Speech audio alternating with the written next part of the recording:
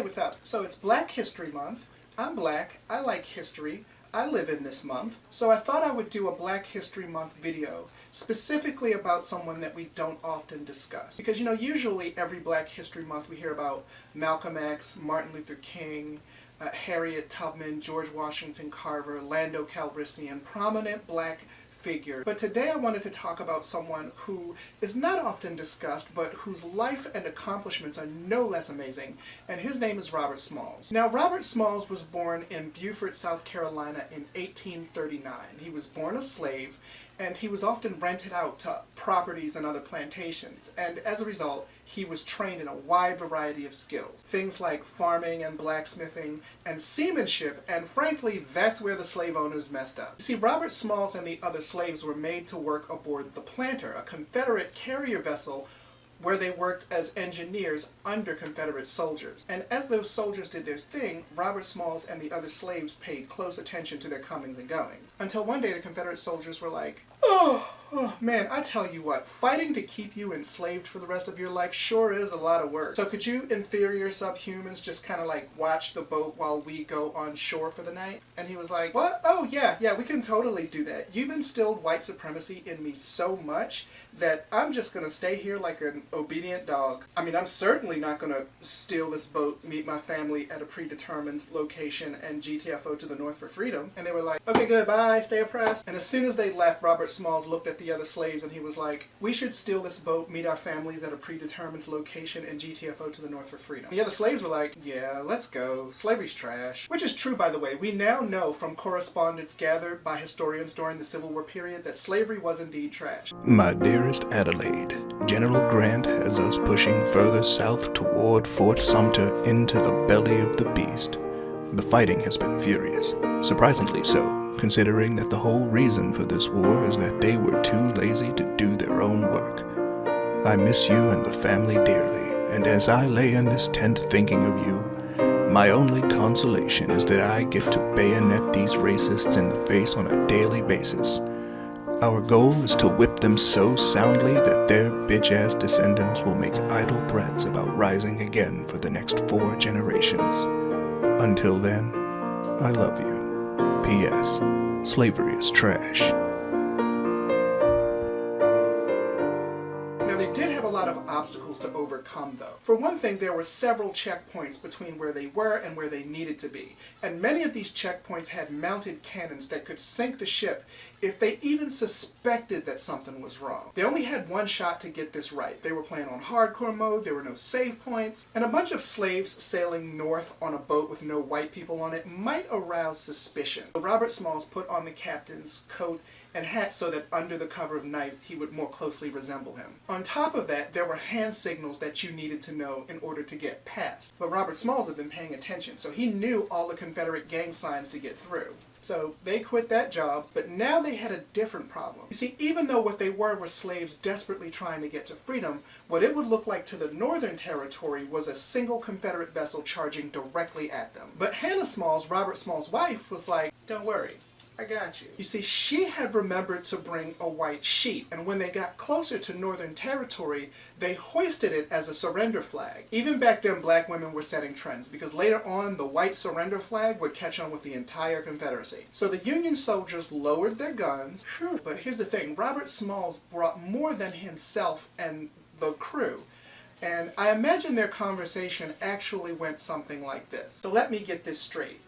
A group of escaped slaves stole a Confederate boat, got past 4 checkpoints with guns, and made it here? Yeah. Also, this boat is a carrier vessel that has several high-powered weapons and over 200 pounds of ammunition. So, that's yours too. Really? Also, we have a code book of all the Confederate gang signs so that you know what they look like now.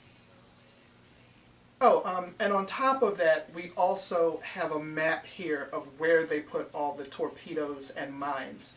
And I am familiar with the area, so I can tell you the best way to avoid them. Wow, that could be very useful when we make our move on the territory. Oh yeah, about that. I was just down there and I happened to know that they moved a lot of their troops to Virginia and North Carolina. So they're pretty outnumbered right now. You could probably take it now. And they did. The Union Army moved in and they took over the territory a week later. Now this caused quite a media sensation on both sides of the war because central to the Confederate philosophy was that these inferior, sub-intellectual, subhuman beings were not capable of pulling off the very feat that they just did. And the Confederacy started getting clowned in the media. Extra, extra, read all about it. The Confederacy is dumb as fuck.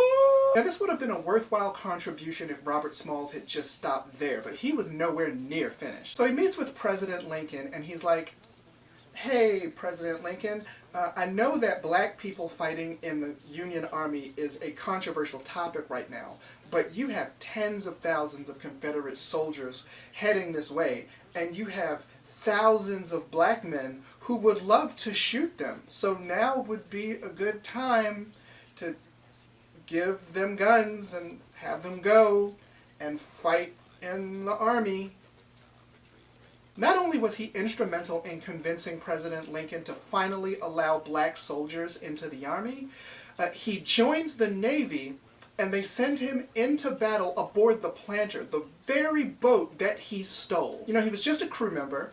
He wasn't the captain at first, but he survived 17 missions aboard the Planter overall. And at some point during those missions, they were taking heavy fire, and the white captain, he like hid in a coal bin, and they were like, hey, you gonna captain the ship? Hell no, they're shooting out there. Yeah, that's what happens when you go to war. They shoot at you. So Robert Smalls ends up taking command of the vessel and getting them out of there alive, at which point they make him the captain and one of the highest paid black men in the military at that time. So the war is over, spoiler alert, the Union wins, and Robert Smalls is like, well, now that that's done, only thing left to do is to become a United States congressman.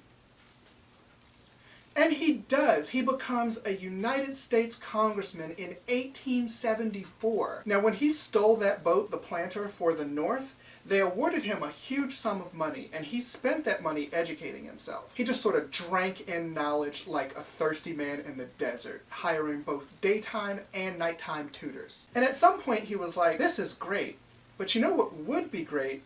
If the public could do this. If there was just like a public school. And he drafted the first legislation for public school because at that point, why not? When you escape slavery behind enemy lines and then become a war hero and then become one of the first black United States Congress, why not invent a system where we can all come together and open history books that completely overlook him? But it's fine.